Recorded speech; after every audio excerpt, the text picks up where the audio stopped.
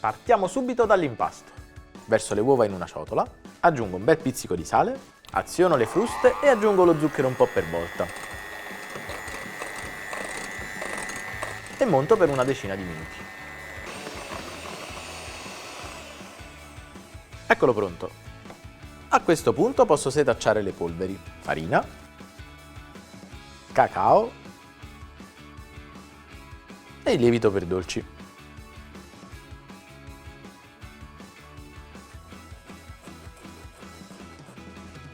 E delicatamente dal basso verso l'alto incorporo il tutto.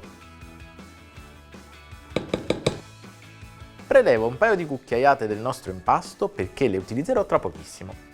Metto a scaldare il latte in un pentolino, porto a sfiorare il bollore aggiungendo anche il burro. Lo verso nelle 2 cucchiaiate di impasto e mescolo subito, così si abbassa la temperatura. Quindi trasferisco il composto tiepido in quello lavorato precedentemente.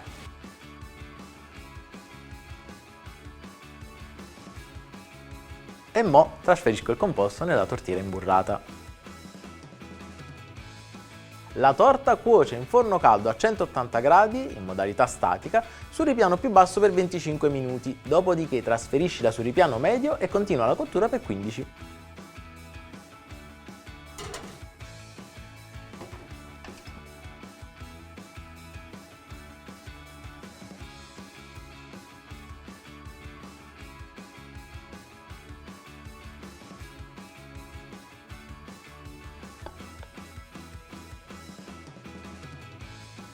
La nostra torta è pronta, super soffice. E ora il momento più bello, l'assaggio.